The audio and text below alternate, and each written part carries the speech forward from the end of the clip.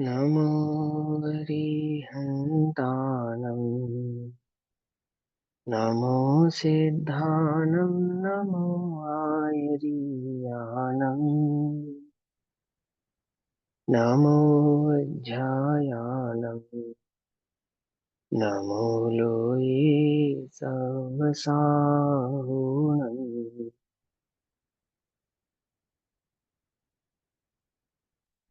मङ्गलं भगवान् वीरो मङ्गलं गौतमो गणी मङ्गलं कुन्दकुन्दार्द्यो जैनधर्मोऽस्तु मङ्गलम्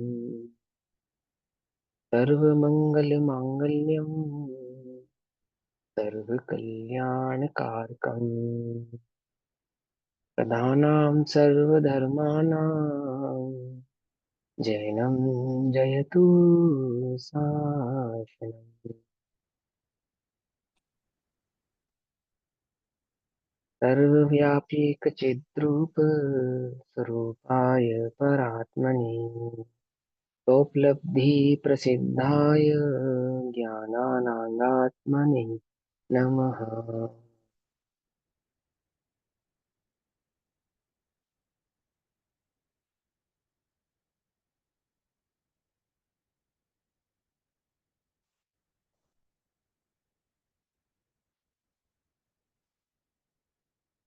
अपना दोपहर कालीन स्वाध्याय का विषय आचार्य कुंद कुंद देव द्वारा कृत प्रवचन सार जी है।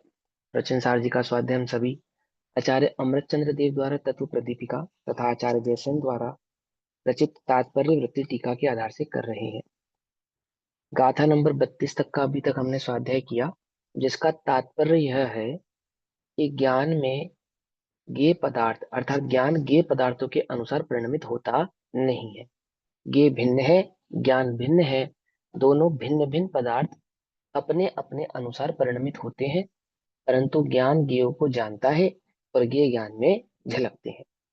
ज्ञेयों के ज्ञान में झलकने से, ज्ञान का ज्ञेयों को जानने से एक दूसरे के अनुसार परिणमित होना संभव नहीं है। यह भाव उस गाथा में समझाया गया। अब गाथा नंबर 33 में कहते हैं, क्या भाव समझाते 33 में, कि विशेष जानने की इच्छा का जिसे क्षोभ है, आकुलता है कि मैं बहुत जानूं, ये भी जानूं, ये भी जानूं, अमुक जानूं, अमुक जानूं, तो मुझे आत्मा जानने में आएगा अथवा मुझे केवल ज्ञान प्रकट हो जाएगा।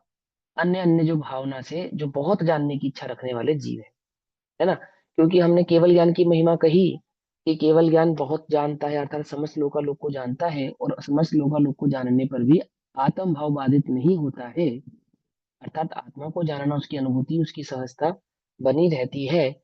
तो एक विशेष प्रकार का क्षोभ इस सुनने वाले को प्रकट हुआ कि केवल ज्ञानी की भांति मैं भी बहुत जानूं, मुझे भी बहुत जानने को प्राप्त हो। इस भावना वाले जीव के निराकरण हेतु उसे समझाते हैं कि भाई, केवली हो चाहे शुद्ध केवली हो, बहुत जानने का लाभ नहीं है। श्रुत केवली यानी कि छद्मस्त अवस्था में जो अधिकतम जान सकता है वो श्रुत केवली है। इसलिए श्रुत केवली से केवली की कंपैरिजन कर रहे हैं, क्योंकि इसको क्षोभ बहुत जानने का है ना, इसकी इच्छा, इसकी आकुलता बहुत जानने की है। तो जो हमारी अवस्था है ना, ये अवस्था जो छद्मस्त अवस्था है, तो छद्मस्त अवस्था में सर्वाधिक अगर मतिशुद्ध ज्ञान की पराकाष्ठा हो सकती है, सर्वाधिक, तो वह हो सकती है शुद्ध केवलीपना। ठीक, मैक्सिमम। और केवली तो केवली है ही, सारे लोकालोक को जानने वाले। तो वो कहते हैं कि छद्मस्त अवस्था में भी जो बहुत जानना होता है वह, और केवल ज्ञान अवस्था में जो लोकालोक को जानना होता है वह दोनों ही अवस्थाएं एक आत्मा को जानने से प्राप्त हो जाती हैं। क्या कहा, क्या समझा रहे हैं? कि छद्मस्त अवस्था में जो शुद्ध केवलीपना है, यानी कि छद्मस्त अवस्था की जो सर्वाधिक जानने की क्षमता है, एक तो वह क्षमता, दूसरी जो केवल ज्ञान रूपी क्षमता है जिसमें लोकालोक जाना जाता है। पकड़ में ही बात, नहीं पकड़ में?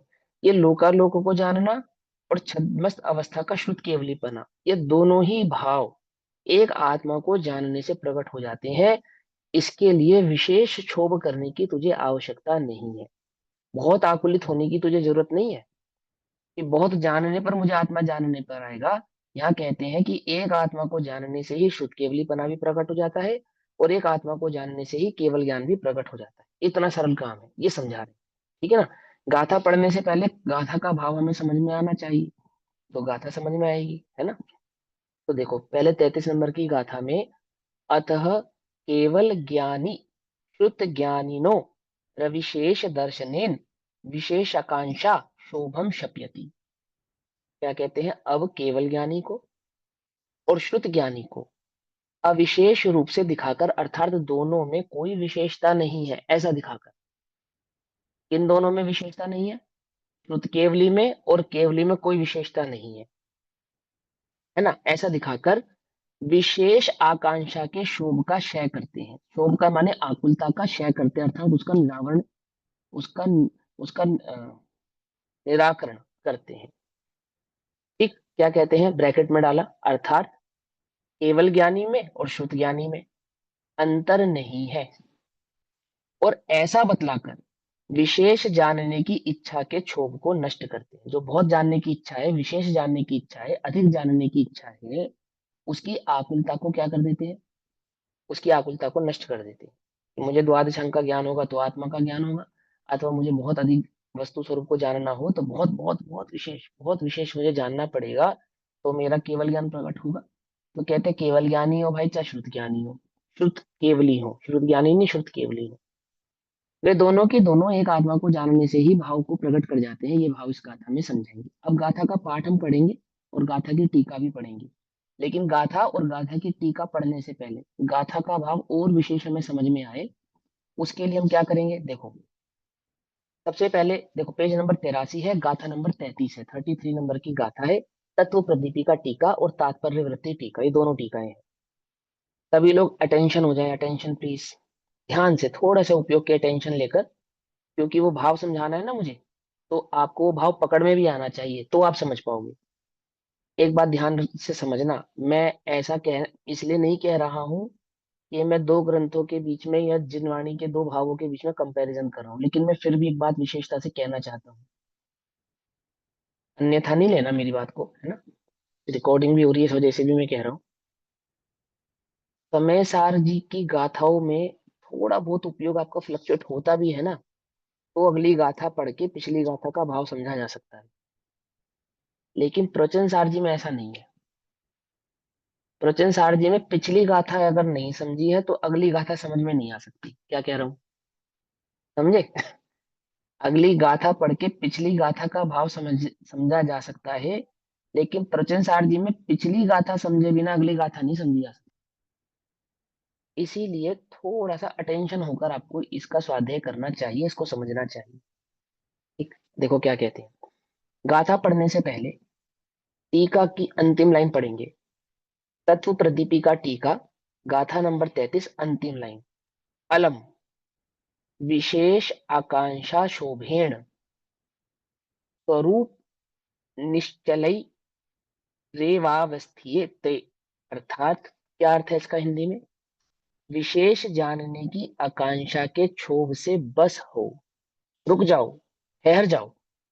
यदि तुम्हें बहुत जानने की इच्छा है, बहुत अधिक जानने की इच्छा है, बहुत विशेष जानने की इच्छा है, तो ठहर जाओ, रुक जाओ, बस हो। जैसे हम कहते हैं ना, बस कर, बहुत हुआ, तो क्या कहते हैं आचार्य ने, बस करो, बहुत जानने की इच्छा है तो मैं बस करूं। हम तो स्वरूप निश्चल ही रहते हैं। हम तो तुमसे क्या कह रहे हैं, यदि हमें इतना ज्ञान है ना, तो हमें बहुत जानने की इच्छा के कारण नहीं है, हम तो स्वरूप निश्चल ही रहते हैं। स्वरूप की निश्चलता अर्थात स्वरूप में अचल भाव से, स्वरूप की स्थिरता से, अनुभव से ही ये बहुत विशेष जानना आपो आप हो जाता है। बहुत अधिक आकुलता करने की आवश्यकता नहीं है।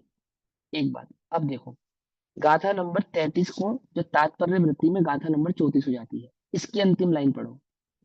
क्या कहते हैं, अयमात्र अभिप्राय, इतना कहने का अभिप्राय यह है, आत्मतः कथम ध्यानम क्रियते इति संदेहम कृत्वा परमात्म भावना न तज्जीवति। अर्थात देखो पीछे क्या लिखा, यहाँ यह अभिप्राय है कि आत्मा परोक्ष है। आत्मा परोक्ष है मतलब, इधर देखो ध्यान से, परोक्ष है मतलब कि केवल ज्ञान के में तो स्पष्ट जाना जाता है, अन्य ज्ञान में स्पष्ट जाना नहीं जा सकता। साक्षात नहीं जाना जा सकता, इसलिए उसको कहा आत्मा परोक्ष है। परोक्ष है ना, अरूपी है। और मति शुद्ध ज्ञान की इतनी सामर्थ्य नहीं है कि वो अरूपी पदार्थ को साक्षात जान सके, उसके प्रदेशों को, अनंत गुणों को जान सके। परोक्ष है। उसका ध्यान कैसे करते हैं, मैं उस आत्मा को कैसे जानूंगा अगर मैं विशेष नहीं जानूंगा तो? उस परोक्ष आत्मा को जानने को विशेष जानना पड़ेगा, बहुत केवल ज्ञान ही प्रकट करना पड़ेगा। बिना केवल ज्ञान प्रकट आत्मा का अनुभव ही नहीं कर पाऊंगा मैं। बिना केवल ज्ञान प्रकट करे तो आत्मा जान ही नहीं पाऊंगा। मुझे तो पहले केवली बनना है, अर्थात बहुत विशेष जानना है, तो जाके तो मैं आत्मा जान पाऊंगा।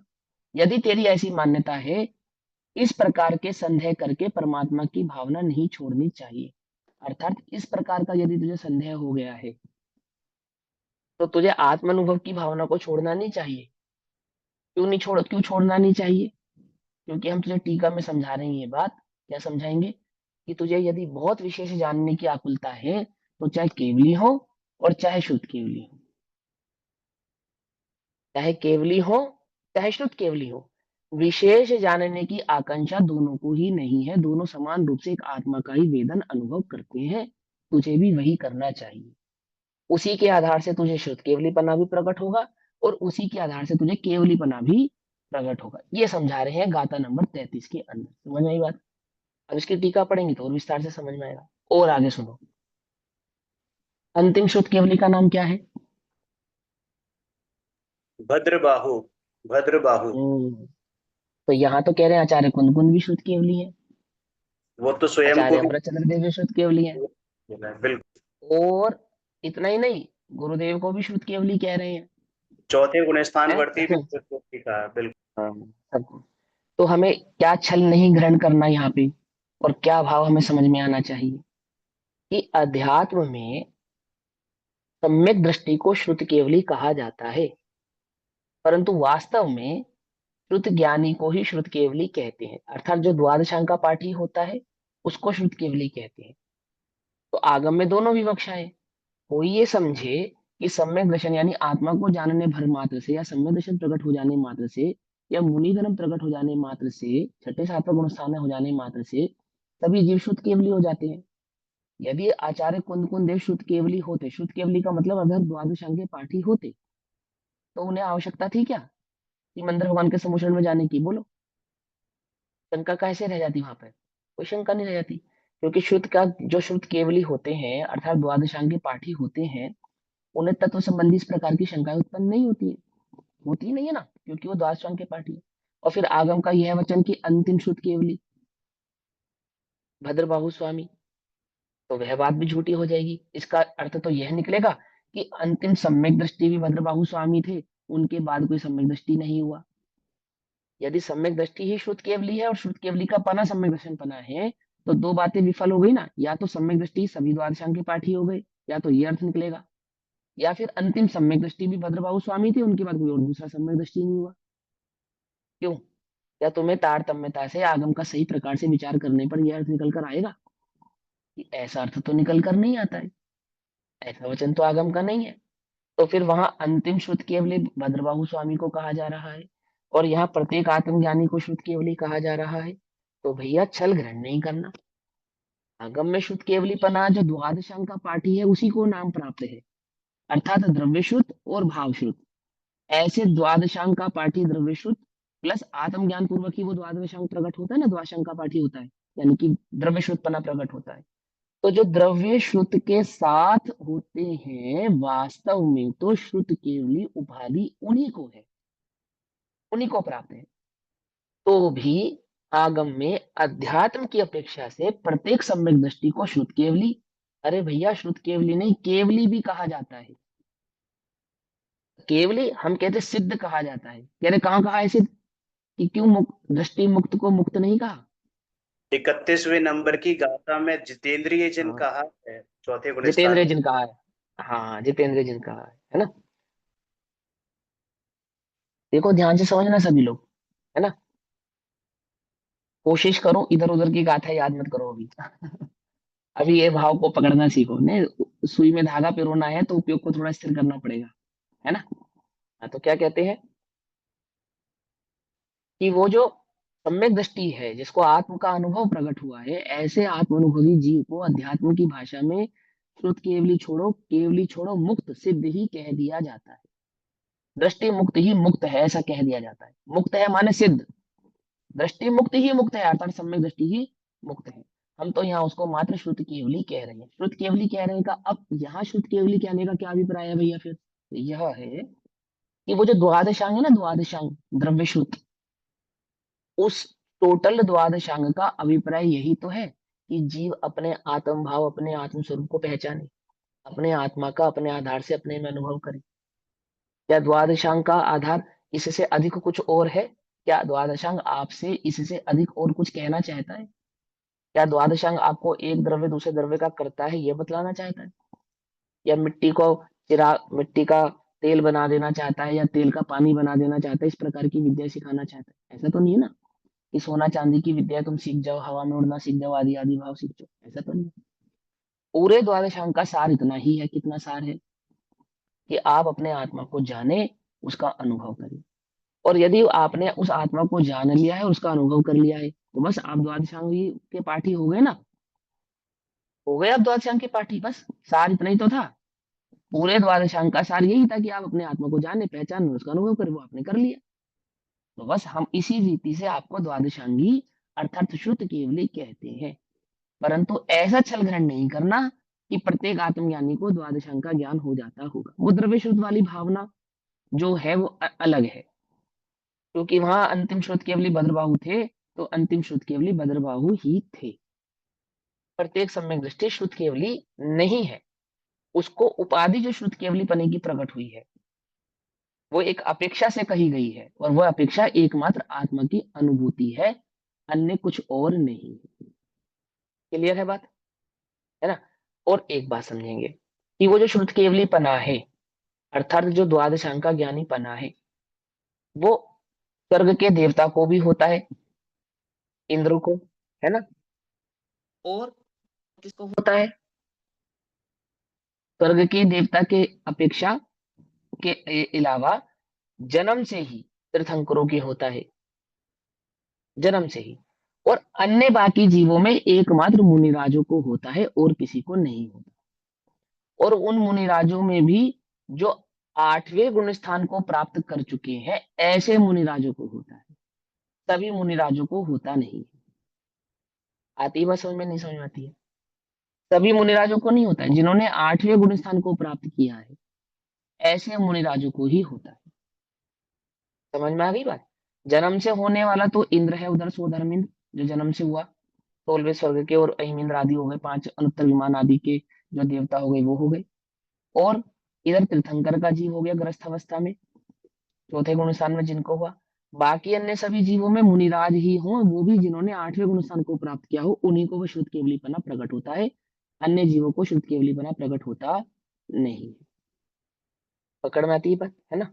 वो द्रव्य शुद्ध की अपेक्षा से है। और यहाँ जो गाथा भाव चलेगा, वो सम्यक दर्शन की मुख्यता से चलेगा।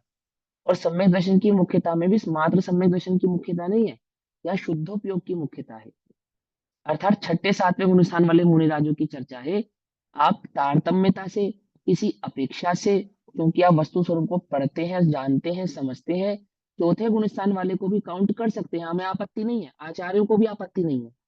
लेकिन आचार्यों की बुद्धि में यहाँ जो मुख्यता है, मुख्यता वो तो किसकी है? कि वो छठे सातवें गुण स्थान वाले जो शुद्धोपयोगी मुनिराज है ना, उन्हीं की मुख्यता से यहाँ कथन किया जा रहा है।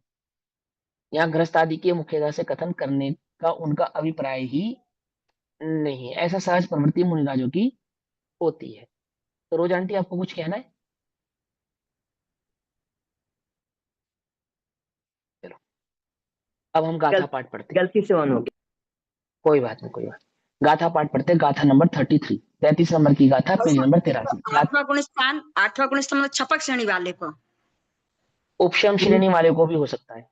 आठवां गुण स्थान दोनों को, किसी को भी हो सकता है। हाँ, स्थान तो नहीं, उपशम श्रेणी वाले को। मैंने पूछ रही थी उसमें। हाँ हाँ, उपशम श्रेणी वाले को भी हो सकता है। ठीक है ना? देखो क्या कहते हैं।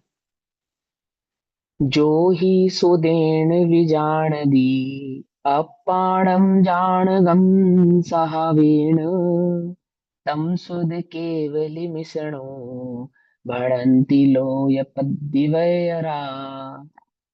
जो श्रुत ज्ञान द्वारा जो जाने, सुश्रुत ज्ञान द्वारा जो जाने, ज्ञान स्वभावी आत्म को।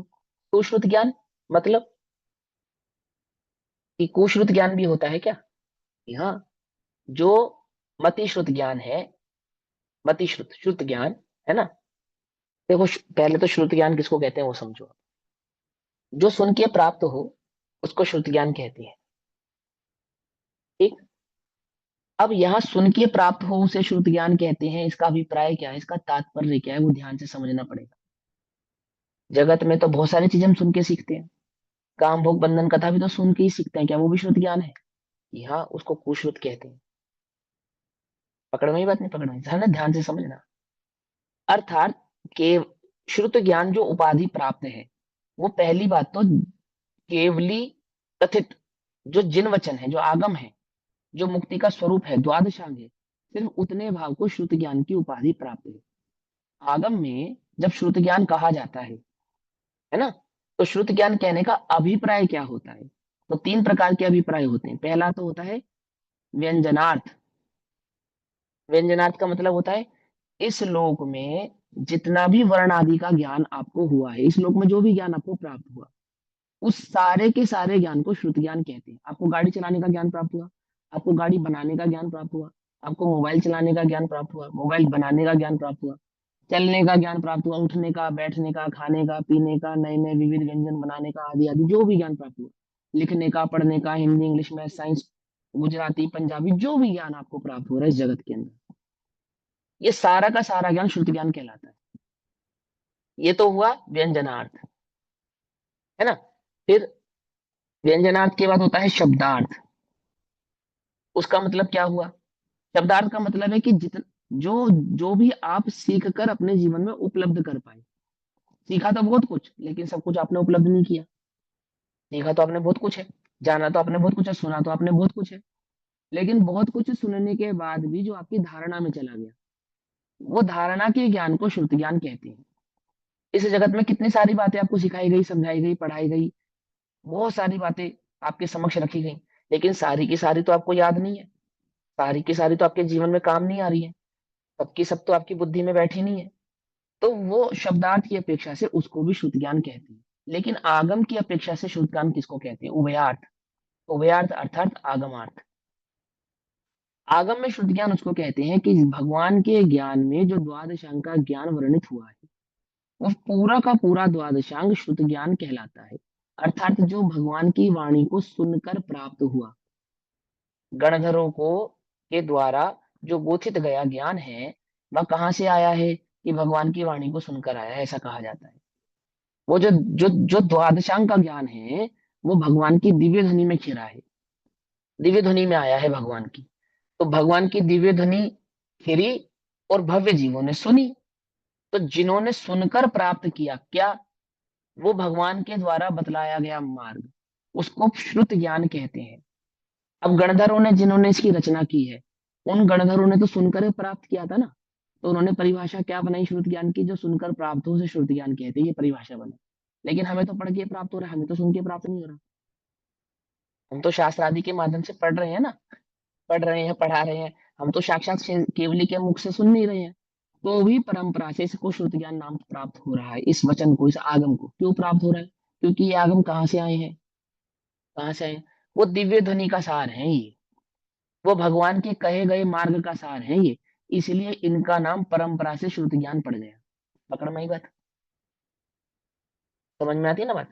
जो भगवान ने कहा और भव्य जीवों ने सुना, उसे श्रुत ज्ञान कहते हैं। भगवान ब्लैक बोर्ड पे तो पढ़ाते नहीं, जूम आईडी मीटिंग पे तो पढ़ाते नहीं, डिजिटल बोर्ड्स पे और मार्कर लेके तो खड़े नहीं रहते, ये किताबें आप सबके हाथ में देके तो पढ़ाते नहीं। वो कैसे? वो बोलते हैं, भव्य जीव सुनते हैं, उन्हें प्राप्त होता है ना। तो जो सुन के प्राप्त हुआ उसको श्रुत ज्ञान कहते हैं। तो गणधरों ने जब श्रुत ज्ञान की परिभाषा लिखी, तो जो सुन के प्राप्त किया जाए उसे श्रुत ज्ञान कहते हैं। अर्थात गणधरों का क्या अभिप्राय है कहने का? आचार्य गणधर भगवानों का यह अभिप्राय है कि भगवान के द्वारा कहा गया जो मार्ग है, जिसे हमने सुनकर प्राप्त किया है, इस ज्ञान का नाम श्रुत ज्ञान है। पकड़ में आ गई बात? अगर हम आगम की अपेक्षा से श्रुत ज्ञान का अर्थ करेंगे, तो श्रुत ज्ञान क्या कहलाएगा? कि श्रुत ज्ञान कहलाएगा भगवान के द्वारा बतलाया गया वो जो मुक्ति का मार्ग है, अर्थात द्वादशांग। बस हम द्वादशांग को तो श्रुत ज्ञान मानते हैं, और द्वादशांग से बाहर जितना भी ज्ञान है वो सब श्रुत ज्ञान नहीं है। पकड़ में आ रही है बात? नहीं पकड़ में आ रही है? किसकी अपेक्षा से? आगम अर्थ की अपेक्षा से। ठीक, पॉइंट पकड़ में आया है? अब ये जो आगम का जितना भी तुम्हें ज्ञान हुआ, ये ज्ञान किसके लिए कराया गया था? चाहे थोड़ा हुआ चाहे ज्यादा करो, कराया तो इसलिए गया था कि आप अपने निज चैतन्य ज्ञान भाव का अनुभव कर ले, परद्रव्य से भिन्न जान ले। तो उसको कहते हैं सुश्रुत ज्ञान। बोले इसका जो श्रुत ज्ञान है वो सम्यक है। सम्यक क्यों है? कि जिस उद्देश्य से कराया गया था उस उद्देश्य की इसको प्राप्ति हुई है, चाहे थोड़ा ज्ञान है चाहे अधिक ज्ञान है। तो उस श्रुत ज्ञान और उसी ही की अपेक्षा से उस श्रुत ज्ञान को जो धारण करे, उस श्रुत ज्ञान को जो धारण करे उसे कहते हैं मति श्रुत ज्ञान। क्या समझे? नहीं समझे? हमारे पास जो ज्ञान है वो कौन सा ज्ञान है? मति श्रुत ज्ञान है। तो हमारे ज्ञान का नाम मति श्रुत ज्ञान क्यों है? क्यों है? क्योंकि वो जो जो श्रुत ज्ञान है ना, भगवान का द्वादशांग ज्ञान, उस ज्ञान को धारण करने की जिस ज्ञान में सामर्थ्य हो, समझे, उस ज्ञान का नाम भी शुद्ध ज्ञान हो जाता है। जैसे जिस डब्बे में घी रखा हो तो वो डब्बा क्या हो जाता है? घी का डब्बा हो जाता है, नहीं हो जाता? शक्कर रखी हो तो शक्कर का डब्बा हो जाता नहीं होता? अर्थात जिस ज्ञान में शुद्ध भाव धारण करने की सामर्थ्य हो, वह ज्ञान क्या हो जाता है? वो शुद्ध ज्ञान हो जाता है। सिंपल। पकड़ में ही बात? नहीं पकड़ में? इस अपेक्षा से उसका नाम शुद्ध ज्ञान है। आपको मालूम, अवधि ज्ञान और मन परे ज्ञान, इसका आगम ज्ञान से कोई लेना देना नहीं है। समझना ध्यान से। मति अवधि ज्ञान का जो विषय है और मन प्रेय ज्ञान का जो विषय है, वो विषय नहीं है जो श्रुत ज्ञान का विषय है। क्या कहा? यदि आपको आत्मा का अनुभव करना है ना, तो आप मन प्रेय ज्ञान और अवधि ज्ञान के बल पर आत्मा का अनुभव नहीं कर सकते। आत्मा का अनुभव करने के लिए निचली भूमिका में आपको मति श्रुत ज्ञानी ही होना पड़ेगा। अर्थात अवधि ज्ञान का प्रयोग जिस समय हो रहा है, अथवा ज्ञान की योग्यता जिस समय अवधि रूप प्रवृत्ति कर रही है, उस वक्त उस समय क्या नहीं होता? अवधि ज्ञान नहीं होता, मति श्रुत होता है। चाहे नरक का नारकी हो, छायक सम्यक दृष्टि नरक का नारकी है, नरक के नारकियों का को अवधि ज्ञान है। उस अवधि ज्ञान का जब वो 6 महीने में आत्मानुभूति को प्राप्त होगा, जितने भी समय के लिए, तो उस समय ज्ञान की जो अवस्था होगी वो मति शुद्ध रूप होगी, ना कि अवधि रूप।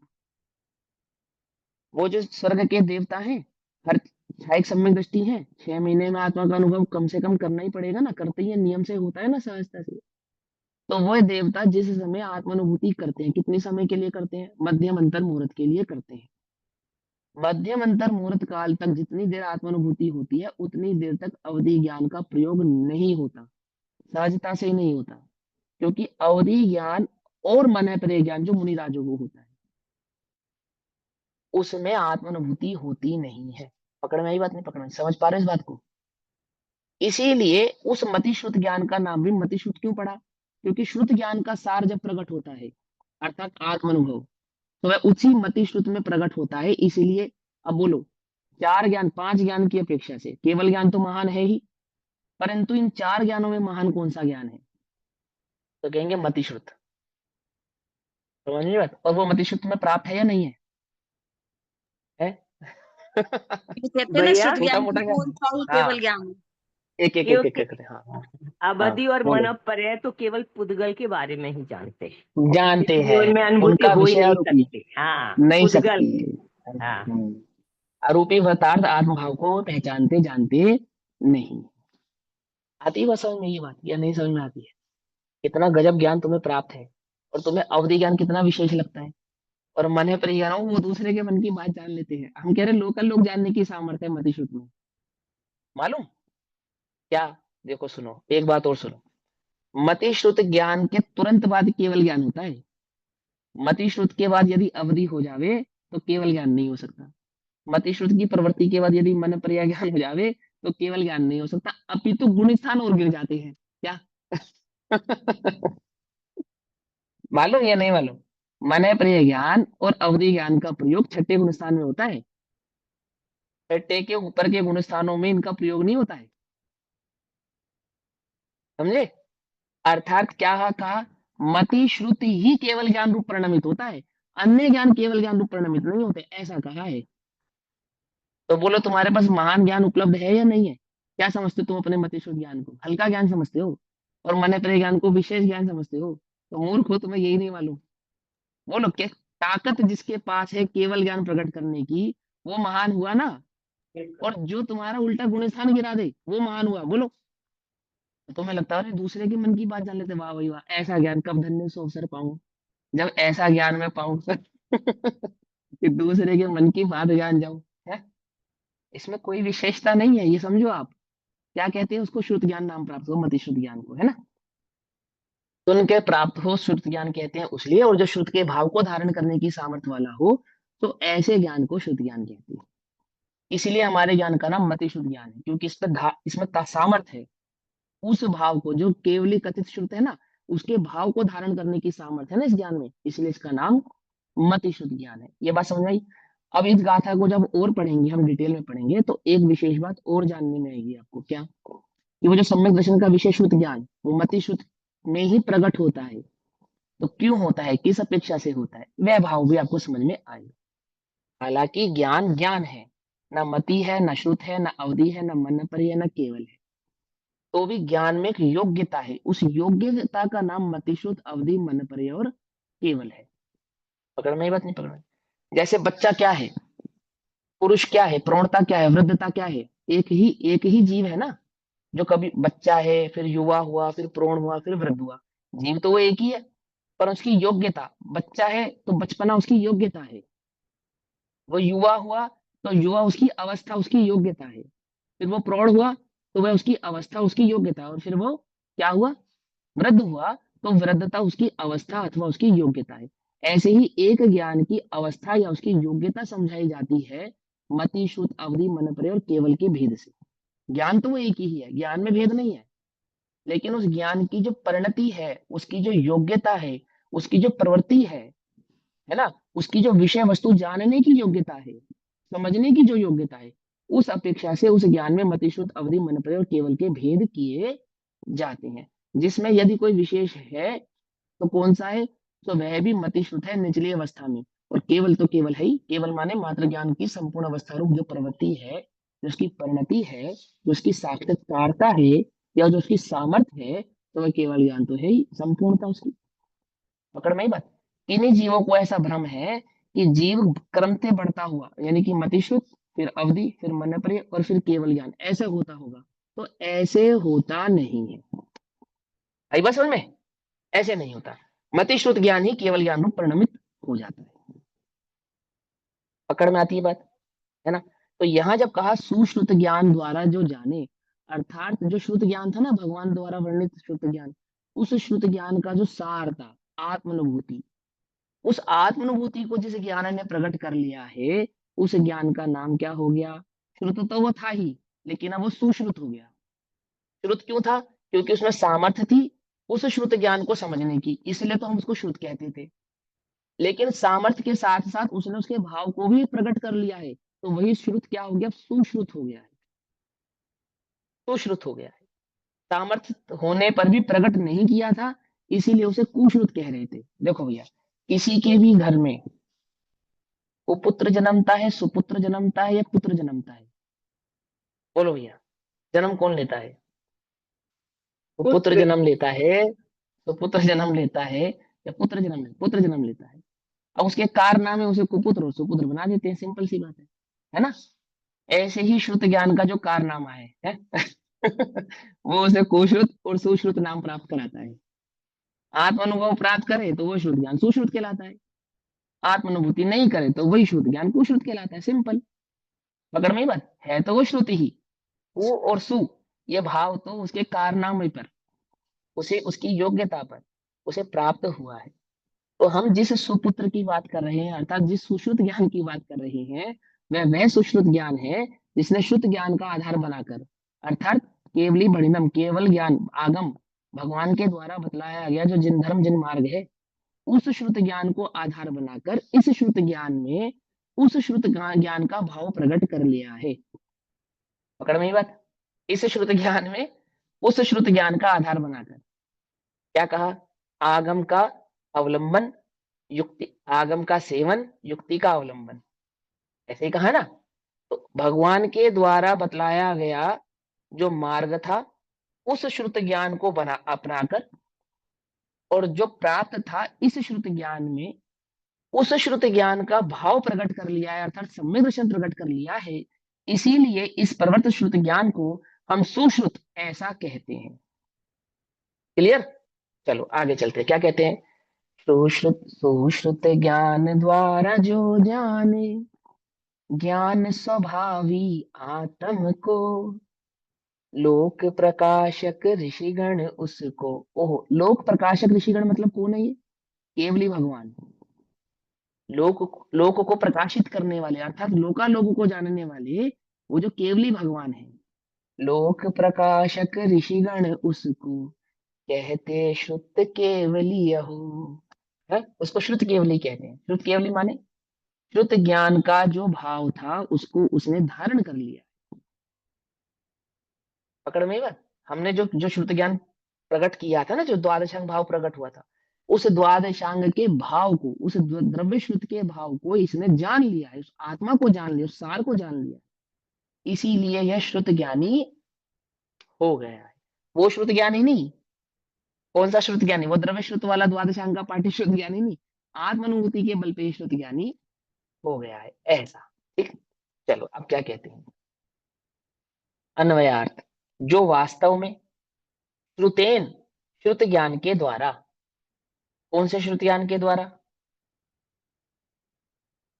कौन से? तो दोनों श्रुत ज्ञान, जो प्रवर्त रहा है इस श्रुत ज्ञान के द्वारा, और जो इस श्रुत ज्ञान में अवलंबन लिया जिस श्रुत ज्ञान का, उस श्रुत ज्ञान के द्वारा। तो दोनों श्रुत ज्ञान हो गए ना, दोनों ही श्रुत नाम है। एक एक श्रुत कहने पर दोनों श्रुत आ रही है इसके अंदर। एक जो जीव को प्रवर्त है वो श्रुत ज्ञान, और इस श्रुत ज्ञान में जिस श्रुत का अवलंबन लेगा वो श्रुत ज्ञान। क्योंकि दोनों में से एक भी नहीं होगा तो कार्य नहीं होगा। क्या? आगम का सेवन नहीं होगा तो भी काम नहीं होगा। इसी आगम के सेवन को क्या कहते हैं? इसी आगम के सेवन को कहते हैं लब्धि। कौन सी लब्धि? देशना लब्धि। समझे? हाँ, देखो, स्वाद देशना लब्धि यानी कि स्वाध्याय, यानी कि आगम ज्ञान, यानी कि उपदेश आदि भाव को ग्रहण करना, ये इतना मूल है। स्वाध्याय इतना जरूरी है। वहां पे लब्धि में देव दर्शन लब्धि नहीं लिया, उल्टा नहीं पकड़ना। वहां लब्धि में गुरु सेवा को लब्धि नहीं लिया, दान लब्धि नहीं लिया।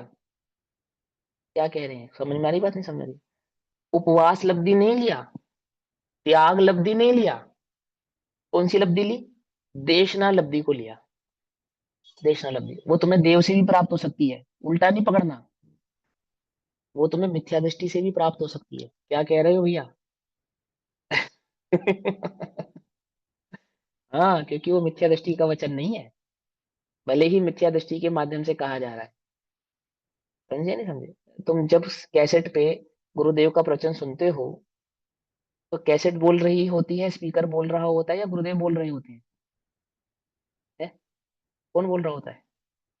जड़ बोलता है या चेतन बोलता है वहां? कौन बोल रहा है? गुरुदेव बोल रहे हैं। कुछ बात समझ में? उस मिथ्या दृष्टि के कंठ से भी यदि द्वादशांग निकल रहा है, तो द्वादशांग का कर्ता वो मिथ्या दृष्टि नहीं है। वो द्वादशांग का कर्ता तो वास्तव में वो जिनेंद्र ही है।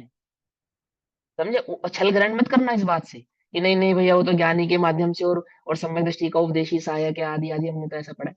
वो भी है, उसका निषेध नहीं कर रहे हैं भैया, लेकिन तारतम्यता से समझो। वो श्रुत ज्ञान, पंडित टोडरमल जी ने लिखी है ये बात, तो उससे बड़ा क्या प्रमाण दूंगा? एक मिथ्या दृष्टि सभा में बैठकर जिन वचन का उपदेश देता हो, उसकी सभा में बैठे अन्य मिथ्या दृष्टि जीव सम्यक को प्राप्त हो जाते हैं, और वह स्वयं कोरा रह जाता है। इससे बढ़िया क्या प्रमाण है अपने पास? हम तो नहीं कह रहे, तो भगवान आचार्य कल्प पंडित टोडरमल जी का उदाहरण है। नहीं होता तो तुम पकड़ लेते मुझे कि नहीं भैया ज्ञानी वचन का ही निमित्त है, आदि आदि है। पंडित टोडरमल जी ने लिखा है स्पष्ट। क्यों? क्योंकि वो वचन उस मिथ्या दृष्टि का नहीं है। वो रेडियो, वो कैसेट नहीं बोल रही है, वो गुरुदेव बोल रहे हैं। क्या कहा? ये ग्रंथ हम पढ़ रहे हैं ना, ये आहार वर्गणा, आहार वर्गणा है ना, ये कौन है? ये पुद्गल का वचन है या केवली वचन है? किसका वचन है ये? अब केवली वचन भी है तो पुद्गल का ही, क्योंकि वाणी के कर्ता वो नहीं है। आहार वर्गणा क्या कहा? तो भी वो आहार प्रकरण के कर्ता कौन? क्या कहते हैं आचार्य? केवली भड़िदम, केवलियों के द्वारा कहा गया। किसकी वाणी पढ़ रहे हो आप? आचार्य कुंद कुंद की पढ़ रहे हो, आचार्य अमरचंद्र की, आचार्य जयसेन देव की। वो पहले ही कह चुके हैं, केवली भड़िदम हमारे द्वारा कहा गया नहीं है, केवली के द्वारा कहा गया है। समझ में, बात नहीं समझ में? क्या पढ़ रहे हो आप? जो इस समय समूह शरण में बैठकर, श्री मंदिर भगवान के समूह शरण में बैठकर इस समय दिव्य ध्वनि में क्या खिल रहा है, वहां बैठे समस्त जीव, चारों निकाय के, तीनों निकाय के जीव जो वहां बैठकर दिव्य ध्वनि का सार सुन रहे हैं भगवान की वाणी में, वो दिव्य ध्वनि में जो खिल रहा है जो तत्व, वो क्या है? वो यही है जो तुम यहाँ बैठकर अभी पढ़ रहे हो। इससे कुछ अलग नहीं है। क्या कहा? कुछ बात समझ में आ रही नहीं आ रही है? केवली बड़ी दम, वो केवली वो जो वहां कह रहे हैं ना, अभी अभी जो समोशन में दिव्य ध्वनि खिल रही है, इस वक्त ये समय है ना दिव्य ध्वनि खिलने का, है ना? अभी दिव्य ध्वनि खिल रही है। क्या आ रहा है उस दिव्य ध्वनि में? क्या कह रहे हैं भगवान? ये कह रहे हैं जो तुम अभी यहाँ पढ़ रहे हो वही कह रहे हैं, इससे अलग कुछ नहीं कह रहे हैं। तो समझ में आई बात, नहीं समझ में आई? क्या उद्देश्य ना लब्धि, इतना मूल है वो भाव, यानी वो स्वाध्याय, वो जिन वचन को सुनना, वो जिन वचन को पढ़ना, उसे जिन वचन को धारण करना। आप छोटा मोटा काम नहीं कर रहे हो, आपको पता नहीं आप क्या कर रहे हो। समझे? क्या कहा? श्रुत ज्ञान के द्वारा। किस श्रुत ज्ञान के द्वारा? वो जो तुम्हें उपलब्ध मति शुद्ध भाव है वो श्रुत ज्ञान, और इस श्रुत ज्ञान में जो श्रुत ज्ञान तुम धारण कर रहे हो, अर्थात वो केवली भणिदम भाव, इस श्रुत ज्ञान के द्वारा, चाहे तुम उसको आगम के सेवन की अपेक्षा से समझो, और चाहे इस श्रुत ज्ञान की अपेक्षा से समझो, ये दोनों ही श्रुत अविनाभावी संबंध, एक के बिना दूसरा नहीं है। पकड़ में ही बात? उस द्वादशांग को धारण करने की सामर्थ्य इस श्रुत ज्ञान में, और इस श्रुत ज्ञान में उस श्रुत ज्ञान को समझने की ताकत, प्रकट करने का भाव, उसकी योग्यता, श्रुत ज्ञान के द्वारा स्वभाव से अर्थात निश्चय से, है ना? ज्ञायक अर्थात ज्ञायक स्वभाव आत्मा को जानता है श्रुत ज्ञान के द्वारा, जो वास्तव में श्रुत ज्ञान के द्वारा आत्मा को जानता है, अर्थात जिसने वास्तव में उस चैतन्य ज्ञायक भाव का अनुभव किया है। किसके द्वारा अनुभव किया है? श्रुत ज्ञान के द्वारा अनुभव किया है। गजब करते हो। आत्मा का अनुभव श्रुत ज्ञान के द्वारा होता है या आत्मा के द्वारा होता है? इतना भी नहीं पता है? कि आत्मा का अनुभव आत्मा के द्वारा तो होता है, पर बिना श्रुत ज्ञान के नहीं होता है, अर्थात बिना देशना लब्धि के नहीं होता है, बिना द्वादशांग के ज्ञान को, मतलब वो द्वादशांग का जो सार भाव है, तत्वादि भाव, उसको जाने बिना नहीं होता है, ऐसा कह रहे हैं। समझे? स्वाध्याय तप है महान, है अंतर में श्रुत की लब्धि, समता रस घोलती, कुंद कुंद अमृत चंद्र के हृदय को खोलती। क्या इतनी प्यारी लाइन कही, क्यों कही? गुरुदेव के विषय में कही ये बात, है ना? कि गुरुदेव जब प्रवचन करते थे या बात कहते थे, तो किसकी बात कह रहे हैं वो? किसकी कह रहे हैं? अपनी कह रहे हैं? आचार्यों की कह रहे हैं। और आचार्यों के पास जाओ तो वो क्या कहते हैं? हम किसकी कह रहे हैं? कि हम परंपरा गुरुओं की कह रहे हैं। और परंपरा गुरु किसकी कह रहे हैं? कि वो केवलियों की कह रहे हैं, गणधरों की कह रहे हैं। है? ये साक्षात जिन वचन तुम सुन रहे हो, साक्षात हम तो रेडियो हैं, जैसे कैसेट, कैसेट से गुरुदेव बोल रहे हैं, ऐसे ये कैसेट से ये जिन वचन, ये आहार वर्गणा में कौन बोल रहा है? ये साक्षात केवली बोल रहे हैं। क्या कह रहे हैं? वो केवली कह रहे हैं कि श्रुत ज्ञान के द्वारा स्वभाव से ज्ञायक आत्मा को जानता है, अर्थात निज चैतन्य ज्ञायक भाव का जिसने अनुभव किया है। जगत में आत्मा को जानने वाले तो बहुत हैं, जो ये दावा करते हैं कि हम आत्मा को जानते हैं, जो ये दावा करते हैं कि आत्मा ज्ञाता दृष्टा है, चैतन्य भाव वाला है। बोले हम उसकी बात कर रहे हैं जो श्रुत ज्ञान के द्वारा आत्मा को जानता है। कौन सी आत्मा को जानता है? वो आत्मा जो सर्वज्ञ के द्वारा बतलाई गई है, वो आत्म स्वभाव, वो अनुभूति जो सर्वज्ञ के द्वारा बतलाए गए तत्व को प्राप्त करके हुई है। ऐसे तो अनुभव करने वाले बहुत हैं जगत में, दावा करने वाले, कि हमें आत्मा का अनुभूति प्रकट हुई है, अथवा हमें आत्मा का अनुभव प्रकट हुआ है, अथवा हमें अंतरंग में साक्षात्कार हुआ है, अथवा एनलाइटेड हुए हैं, भगवान ने दर्शन दिए हैं, ऐसा हुआ है वैसा हुआ है। तो बहुत है जगत में, एक नहीं है, बहुत है। लेकिन हम तो उसकी बात कर रहे हैं जिसको आत्मानुभूति तो प्रकट हुई है, वास्तविक आत्मानुभूति। और वो आज वास्तविक आत्म अनुभूति भी शुद्ध ज्ञान के बल पे प्रकट हुई है, अर्थात केवली के द्वारा बतलाए गए मार्ग से उत्पन्न हुई है। ऐसी जैसी तैसी कल्पना वाली अनुभूति की बात नहीं कर रहे हैं। हम जगत के बोगस दावों दावों की बात नहीं कर रहे हैं, झूठे दावों की बात नहीं कर रहे हैं। वो जो कह रहे हैं ना, वो भी झूठा दावा कर रहे हैं, ऐसा नहीं। उनकी अपेक्षा से तो वो सत्य ही है। लेकिन वास्तविक स्वरूप को नहीं जानने वाला जैसा जीव अनादि से कल्पना कर रहा था देह की और आत्मा की एकता में, ऐसे ही पौद्गलिक आदि भावों की अनुभूति में वो इस बात की कल्पना कर बैठा है कि यही सत्यता है, यही सत्यार्थ है। आती है बात समझ में, नहीं समझ में आती है? हाँ मोहित भैया, आप कुछ कहना चाह रहे थे, बताइए। दावा करना और वास्तविक स्वरूप को समझना, दोनों में तो अंतर है ना। मतलब वो दावा करते हैं तो उसको ये थोड़ी मान सकते हैं कि उनको आत्मानुभूति हुई है। वो जो मैंने आपको बताया ना यहाँ पे, कि वहां वो जो अनुभव के बल पे भी दावा कर रहे हैं, अगर आप उनका लाई डिटेक्टर टेस्ट कराओ या जो भी जगत में सत्यार्थ को पता करने का कार्य करो, तो आप ये पाओगे कि वो सच बोल रहे हैं, झूठ नहीं बोल रहे। ऐसा होने पर भी सत्यार्थ नहीं है वो। क्यों सत्यार्थ नहीं है? कौन इसकी मोहर लगाएगा? जो उन्हें अपने अनुभव में जाना है, जो उसको अनुभव हुआ है, वो तो सत्य ही हुआ है। पर उसकी सत्यार्थता, वास्तविक सत्यार्थता क्या है, वह स्वरूप जानता नहीं, क्योंकि ज्ञान जगत में ऐसे ही प्रवृत्ति अनादि से करता आ रहा है ना। बोलो, आत्मज्ञान नहीं है उस द्रव्य लिंगी को, उसके आत्मज्ञान नहीं होने पर भी शरीर की खाल उतारी, नमक रगड़ दिया, मिर्च लगा दी, और उसने उफ नहीं की, तो क्या बल है उसके पास? किस बल के आधार पर उसको उफ ऐसा भाव भी प्रकट नहीं हुआ? और मायाचारी नहीं कर रहा है कि अंतरंग में तो दुख हो रहा है और बाहर प्रकट नहीं कर रहा है, ऐसा नहीं कर रहा है। यदि ऐसा करे तो गिरवे प्राप्त ना करे, तो कोई ना कोई बल तो है ना उसके पास। तो क्या है वो बल? मालूम किसका बल है? अब उल्टा नहीं पकड़ना, मिथ्या ज्ञान का बल है उसके पास। उसका, हाँ। लेकिन वो जो श्रुत है, उसने जो 11 अंग 9 पूर्व पढ़े हैं, उसका भी उसको कॉन्फिडेंस अंदर आया, हालांकि उसका सही अर्थ नहीं समझ में आया। वो उसको कुश्रुत कहा है, कुश्रुत कहते हैं उसको कहते नहीं सुश्रुत, इसलिए तो यहाँ सुश्रुत कहा। खाली आपने द्वादशांग पढ़ लिया इस अपेक्षा से सुश्रुत नहीं हो गया वो। सुश्रुत होने के लिए आपको सम्यक दृष्टि होना जरूरी है, तो वो सुश्रुत कहलाता है। 9 अंग 11 पूर्व का पाठी के पास जो श्रुत ज्ञान है, वास्तव में तो कुश्रुत है, सुश्रुत है ही नहीं वो। लेकिन ऐसा होने पर भी उसके मुख से उस द्वादशांग के भाव को सुनकर कोई जीव सम्यक दर्शन प्रकट कर सकता है, ऐसा भी है। ये बड़ी गजब बात कहते हो। कुश्रुत सुनकर सम्यक दर्शन प्रकट हो सकता है, कि वो श्रुत कुश्रुत नहीं है। क्या कहा? पुत्र कुपुत्र और सुपुत्र नहीं होता है, पुत्र तो पुत्र होता है।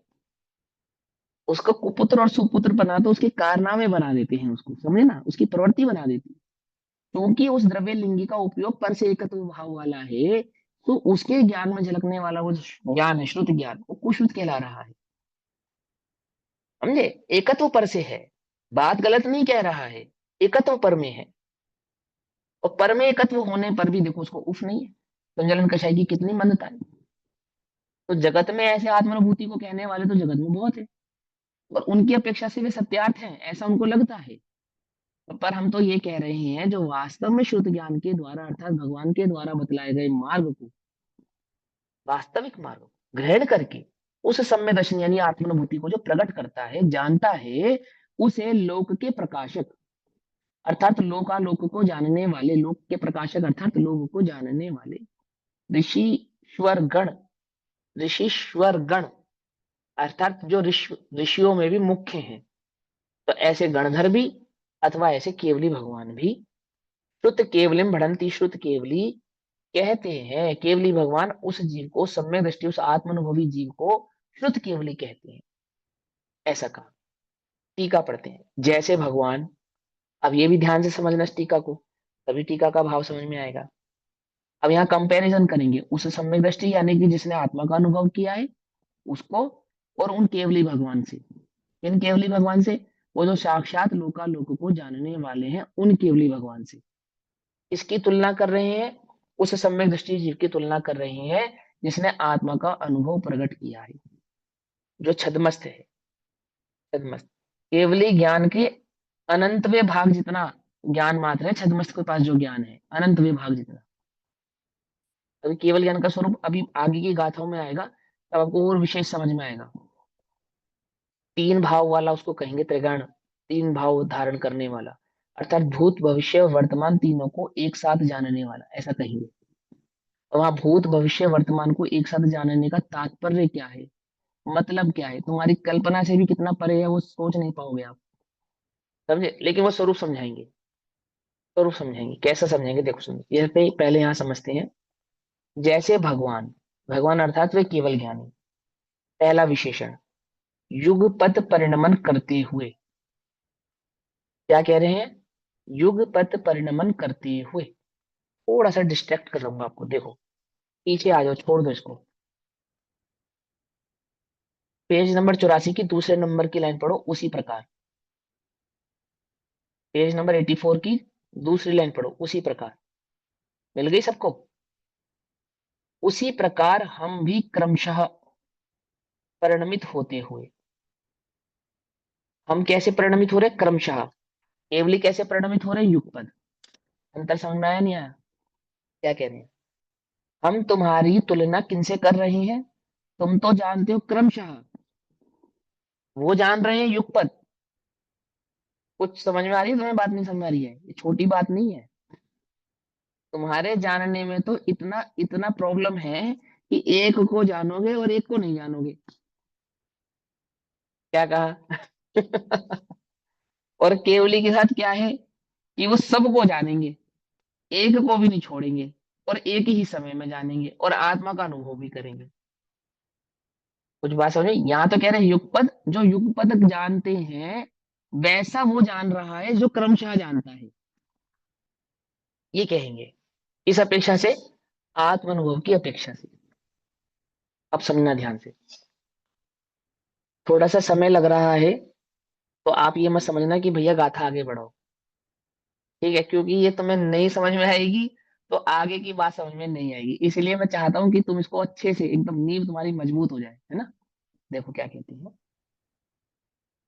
जब छद्मस्त जीव को आत्म अनुभव होता है, और जिस आधार से होता है, और अनुभूति में जो भाव आता है, दो बातें समझे, एक आधार और अनुभूति का भाव, ये दो बातें बिल्कुल ऐसा का ऐसा ही, रंच मात्र भी कम ज्यादा नहीं, उन केवली भगवान के होता है। क्या मतलब, मतलब समझो देखो। यहाँ आत्मा का अनुभव एक चैतन्य भाव मात्र से होता है। जब आत्मानुभूति होती है तो वहां आत्मानुभूति में अनंत गुण जानने में नहीं आते, लेकिन केवली भगवान अनंत गुणों को जानते हैं, ठीक। और अनंत गुणों की अनंत पर्याय इस छद्मस्त अवस्था में जानने में नहीं आती, परंतु वहां उन केवली भगवान के जानने में आती है। और आत्मा के असंख्यात प्रदेश इस छद्मस्त अवस्था में जानने में नहीं आते, परंतु उन केवली भगवान के जानने में आते हैं। अभी मैं एक आत्मा की बात कर रहा हूँ, जिस आत्मा का अनुभव हम कर रहे हैं, और जिस आत्मा का अनुभव उन केवली भगवान को हो रहा है। पर द्रव्य को जो जान रहे हैं उसकी तो बात ही नहीं कर रहे हम अभी, वो तो बात की बात करेंगे। अभी उस एक आत्मा की बात कर रहे हैं, जिस आत्मा का, जिस निज चैतन्य का मैं अनुभव कर रहा हूँ, और जिस निज चैतन्य का वो अपने आत्मा का अनुभव कर रहे हैं। आत्मा की अपेक्षा से मेरी आत्मा और उनकी आत्मा में कोई अंतर नहीं है। असंख्यात प्रदेश मेरे हैं, असंख्यात प्रदेश उनके हैं। मैं अपने असंख्यात प्रदेशों को नहीं देखता, सिर्फ परंपरा से या केवल ज्ञान या आगम के आधार से जानता भर हूं, परंतु वे केवली भगवान उन असंख्यात प्रदेशों को जानते भी हैं, देखते भी हैं। अरूपी, अरूपी होते हुए भी जानते भी है, देखते भी है। समझना ध्यान से। दूसरी बात, पर इस असंख्यात प्रदेशी आत्मा के अनंत गुणों को मैं नहीं जानता, सिर्फ आगम के आधार से परोक्ष रूप से स्वीकार करता हूं, ठीक। परंतु वे केवली भगवान उन अनंत गुणों को साक्षात जानते हैं, साक्षात देखते हैं, और साक्षात उन अनंत गुणों की पर्यायों का ज्ञान भी उन केवली भगवान को है। दो बातें समझ में आई, ठीक। अब तीसरी बात, उन अनंत गुणों का मेरे भीतर अभी वर्तमान में आत्मानुभूति के काल में भी समस्त अनंत गुणों का वास्त संपूर्ण निर्मल परिणमन नहीं हो रहा है। और उन केवली भगवान के अनंत गुणों का संपूर्ण निर्मल परिणमन हो रहा है इसी समय। तो भी इतना होने पर भी मेरी आत्मानुभूति और उनकी आत्मानुभूति में कोई अंतर नहीं है। कुछ बात समझ में आ रही है नहीं आ रही है? अर्थात वे अनंत गुणों को जानते हैं, अनंत गुणों को साक्षात जानते हैं, अनंत गुणों की अनंत निर्मल अविकारी पर्यायों का परिणमन उनको हो रहा है, असंख्यात प्रदेशी आत्मा को साक्षात जानते हैं। ऐसा होने पर भी और यहाँ ऐसा नहीं होने पर भी एकमात्र अनुभूति हम दोनों की एकदम समान है। वहां वो कुछ विशेष अनुभव कर लेते हो और यहाँ मेरी अनुभूति में कोई भाव रह जाता हो, ऐसा नहीं है। जिस अनंत सुख को वे अनंत काल तक निरंतर भोगेंगे, वही अनंत सुख वैसा का वैसा ही एक समय में मैं यहाँ अनुभूति के काल में भोगता हूँ। क्या कहा? तब जब मैं आत्मा को साक्षात नहीं जानता हूं, तब मैं उस आत्मा का भोग साक्षात करता हूं।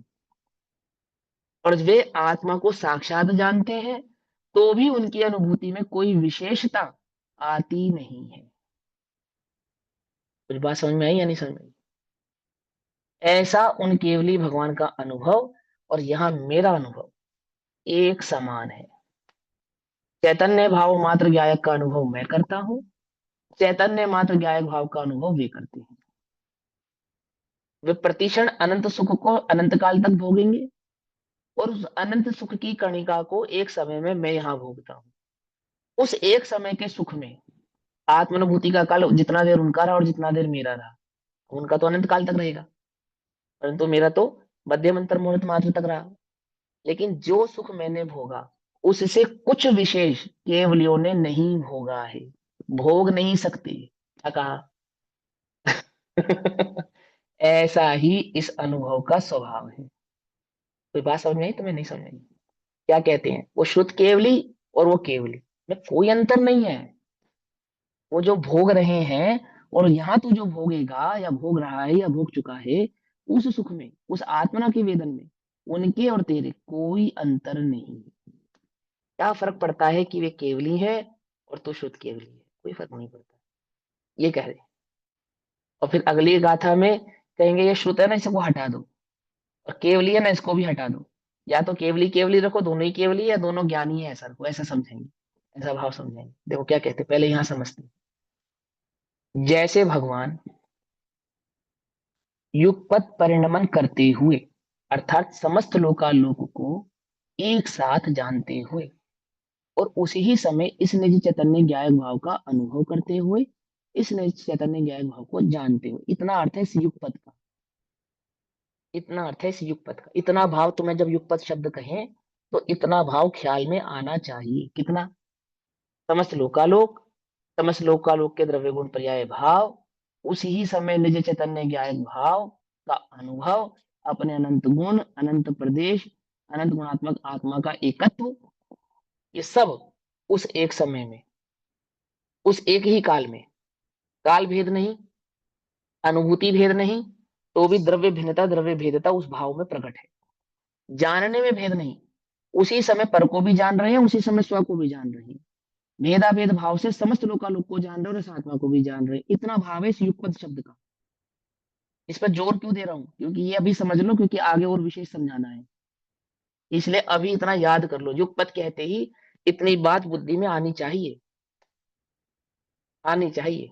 आई बात समझ में? तो देखो क्या कहते हैं। जैसे भगवान युगपत परिणमन करते हुए समस्त चैतन्य विशेषों से युक्त, समस्त चैतन्य विशेषों से युक्त, क्या अर्थ है इसका? चैतन्य के जो समस्त गुण है, इस आत्मा के जो समस्त गुण है, विशेष माने गुण, और उन गुणों का संपूर्ण निर्मलपना, अनंत गुण और अनंत के अनंत गुणों में जो छायिक भाव निर्मलपना प्रकट हो गया है। एक भी गुण जो बचा नहीं है निर्मल होने से, एक भी गुण जो नहीं बचा है छायिक होने से, संपूर्ण के संपूर्ण गुण, सारे के सारे गुण, पूरे के पूरे आत्मा के अनंत गुण कैसे हो गए हैं? छायिक भाव से, संपूर्ण भाव से परिणमन कर रहे हैं। क्या कहा इस बात को? कि समस्त चैतन्य विशेषों से युक्त। चैतन्य विशेष माने क्या अर्थ किया चैतन्य विशेष का? चैतन्य माने ये आत्मा, और इस आत्मा के अनंत गुणों की अनंत भाव को प्रकट करने वाली वो निर्मल पर्याय, शायिक पर्याय। पकड़ में ही बात है ना? युक्त केवल ज्ञान के द्वारा अनादि निधन निष्कारण, कोई कारण नहीं है उसका, स्वभाव है ना, स्वभाव को कहते हैं निष्कारण। पकड़ में ही बात? स्वभाव को क्या कहते हैं? निष्कारण। असाधारण, असाधारण माने विशेष, विशेष स्वसंवेद्यमान। असाधारण स्वसंवेद्यमान का मतलब क्या हुआ? जो अन्य द्रव्यों में नहीं है और उनके निज चैतन्य भाव में है। अनुभव कौन करेगा? आत्मा ही करेगा, और जगत में कोई अनुभव नहीं करेगा। तो अनुभूति की अपेक्षा से वो मेरा विशेष गुण हो गया, है ना? सर्दी का अनुभव मैं करूंगा, लेकिन सर्दी मेरा अनुभव नहीं कर सकती। पकड़ में ही बात? नहीं पकड़ में ही? है ना? ऐसे ही आत्मा का अनुभव करने वाला आत्मा, और आत्मा का अनुभव करने वाला कोई अन्य द्रव्य नहीं है इस जगत में।